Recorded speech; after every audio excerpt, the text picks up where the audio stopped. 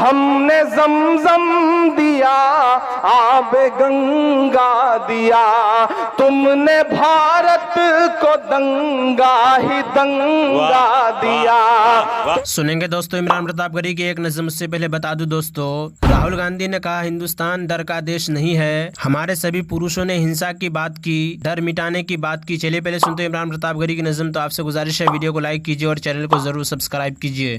کہ ہم نے زمزم دیا آب گنگا دیا، میں نے کہا نا اس طرف مندر ہے، ادھر اسٹیج پر۔ اچھا شکریہ، بہت شکریہ۔ ایک بار پرزور تالیاں بجائیں اپنے محبوب شاعر کے لیے۔ کیا اچھا، کچھ لوگوں نے تو ماشاءاللہ صرف یہی کام کر رکھا ہے، شاعر کو مالا پہنانی ہے۔ اگلی بار میں اسلم بھائی سے بات کروں گا، یہ مشاعرہ 2 دن ہوگا، ایک دن صرف مالا پہنائی جائے گی، ایک دن صرف شاعری ہوگی، تو اچھا رہے گا۔ اب یہ سلسلہ بند کر دیں، آپ صرف تھوڑا سا بیچاروں کے جو ماحول بنا ہے اس میں یہ ماحول بنا رہنے دیا جائے۔ کہ مت سمجھنا ڈرانے سے ڈر جائیں گے، اب کے ساری حدوں سے گزر جائیں گے، موت کے نام کا خوف دیتا ہے کیوں، موت جس روز آئے گی مر جائیں گے۔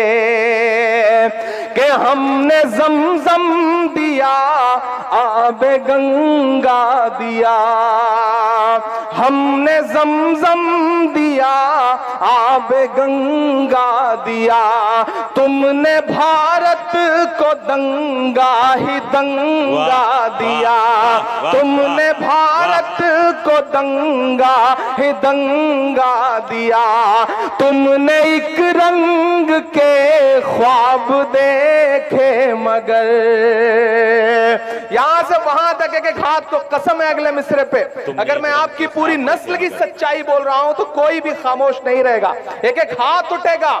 کہ ہم نے زمزم دیا آب گنگا دیا، تم نے بھارت کو دنگا ہی دنگا دیا، تم نے ایک رنگ کے خواب دیکھے مگر، تم نے ایک رنگ کے خواب دیکھے مگر، ہم نے ہندوستان کو ترنگا دیا۔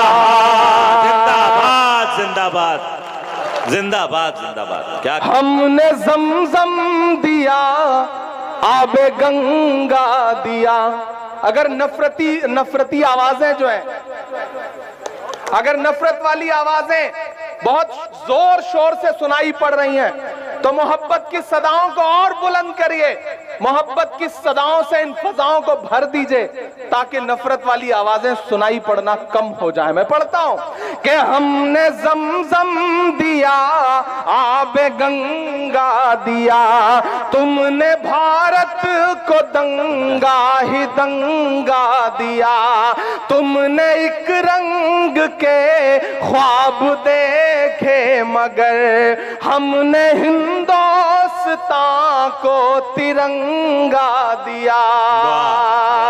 ناظرین عمران پرتاپ گڑھی کی نظم سننے کے بعد آپ اپنی رائے میں کیا کہنا چاہتے ہیں وہ نیچے کمنٹ باکس میں ضرور بتائیں۔ ترجمہ: یا اللہ، میں آپ سے آپ کے علم کے ذریعے خیر چاہتا ہوں، آپ کی قدرت کے ذریعے قوت چاہتا ہوں اور آپ کے بڑے فضل کا آپ سے سوال کرتا ہوں، کیونکہ آپ تو ہر کام کی قدرت رکھتے ہیں اور میں کسی بھی کام کی قدرت نہیں رکھتا۔ آپ سب کچھ جانتے ہیں اور میں کچھ نہیں جانتا، اور آپ ہی تمام پوشیدہ باتوں کی خوب اچھی طرح جاننے والے ہیں۔ یا اللہ، اگر آپ کے علم میں یہ کام میرے دین، میری دنیا اور میری انجام کے لحاظ سے میرے لیے بہتر ہو تو اس کو میرے لیے مقدر فرما دیجئے اور آسان بھی فرما دیجئے، پھر اس میں میرے لیے برکت بھی دے دیجئے۔ اگر آپ کے علم میں یہ کام میرے دین، میری دنیا اور انجام کے لحاظ سے میرے لیے بہتر نہ ہو تو اس کام کو مجھ سے الگ رکھیے اور مجھے اس سے روک دیجیے، اور جہاں بھی جس کام میں بھی میرے لیے بہتری ہو وہ مجھے نصیب فرما دیجیے، پھر مجھے اس کام سے راضی اور مطمئن کر دیجیے۔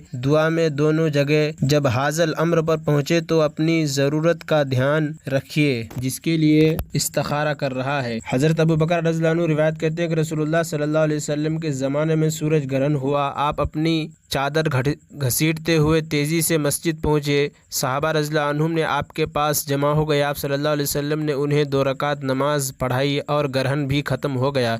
इसके बाद आप सल्लल्लाहु अलैहि वसल्लम ने इरशाद फरमाया, सूरज और चाँद अल्लाह ताला की निशानियों में से 2 निशानियाँ हैं। किसी की मौत की वजह से ये ग्रहण नहीं होते, बल्कि ज़मीन और आसमान की दूसरी मखलूक़ात की तरह इन पर भी अल्लाह ताला का हुक्म चलता है और इनकी रोशनी व तारीकी अल्लाह ताला के हाथ में है।